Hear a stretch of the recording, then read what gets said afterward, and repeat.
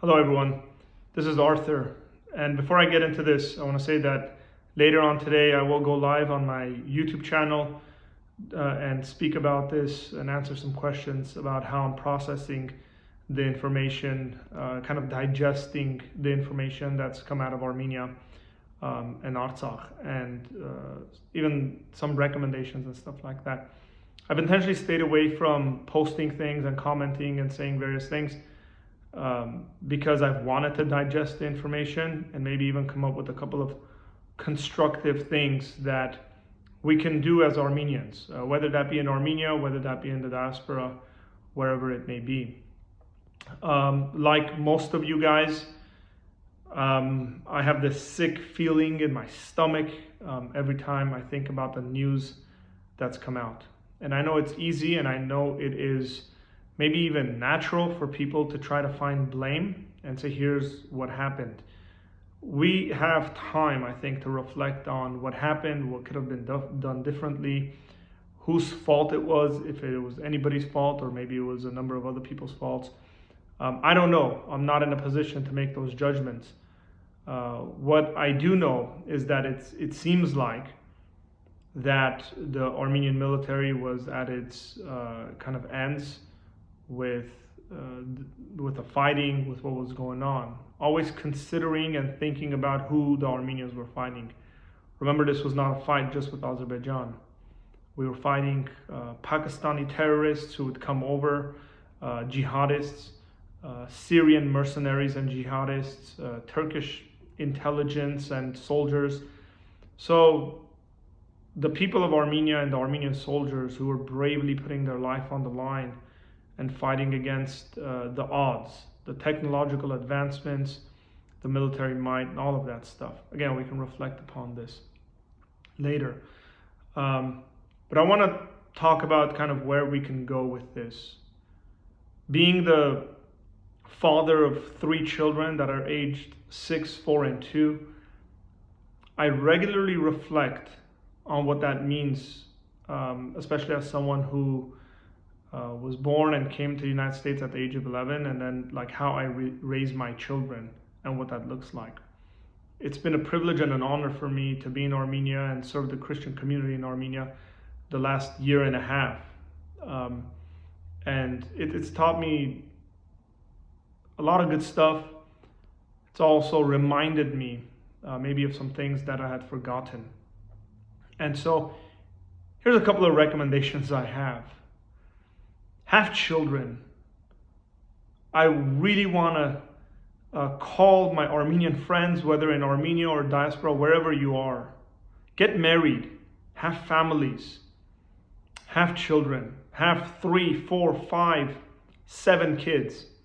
If you really want your identity to prosper, if you want to grow, if you really want to look at things in 10, 20, 30, 40 years down the line, say I did something that is a great blessing from God. It's an amazing pleasure that we not only have done what God has ordained and what God's called us to do as human beings, but also we kind of shout with the way we live our lives against what history has brought against us, what enemies of the Armenian people have brought against us.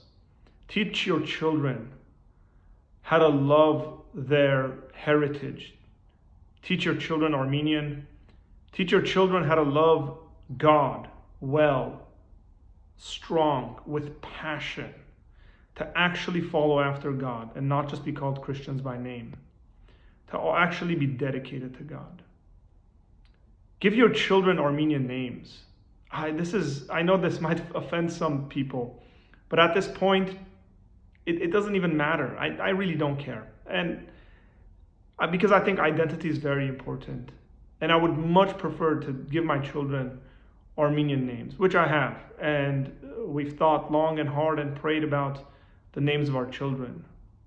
But it again goes with the fabric and the DNA of what we want to do. Let's not lose our heritage. And if we want to sit there and reflect upon it and sob, let's not forget that our soldiers fought bravely There's absolutely nothing wrong with fighting against all the odds that are against you and losing with your head held high. And with that, I want to say, comment on whether this is actually over. I don't think this is over. I think fighting has stopped. I think it seems like the war has stopped. I'm not very sure what that's going to look like. I highly doubt there's going to be actual reconciliation.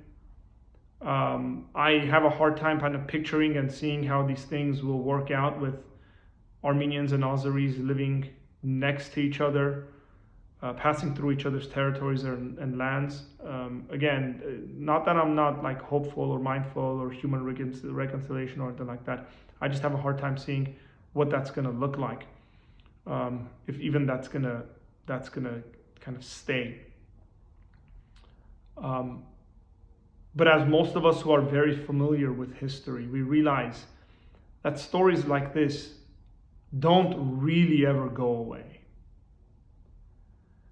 And so because they don't go away, one of the things that we as Armenians need to do is invest into our children, is to invest into Armenia. You want to start a business, start it in Armenia. You want to venture out and do various things in your life, don't just do it in the diaspora, do it in Armenia. Try to bless Armenia in every possible way. When you're going to go and visit places, if you're going to go and spend a summer vacation somewhere, go to Armenia. I guarantee you, there's beautiful things to see in Armenia. You will enjoy your time a great deal. Take this kind of energy, take this kind of kick in the guts and remember it. And next time you're about to plan something, next time you're about to do something with your money, invest it into the Armenian nation so that Armenia will be well defended against any odds that comes against itself. Again, these thoughts are kind of random. I'm still processing through a great deal of these things, and forgive me. Again, if I've said anything that's hurt or offended anyone, that's not my intention. I'm just trying to think in a very real way and what that's going to look like 10, 20, 30 years down the line.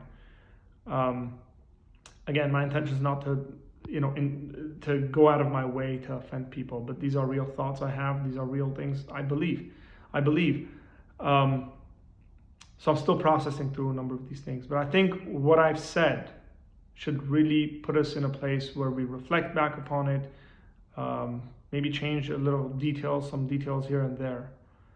But again, we are to love above all things, by the way. We are called to love God with all of our heart, mind, strength, and soul. And we are called to love other people. I firmly believe if we're gonna love other people, loving other people first and foremost starts with those around us, with those that are near us. And for me, those that are near me are the Armenian people. And then it goes on from there. Let's never forget that there will be true reconciliation. There will be true togetherness in the kingdom of God. Things on earth might come a little close to that, but they will not be what God has promised us. Thank you guys for watching. I appreciate it.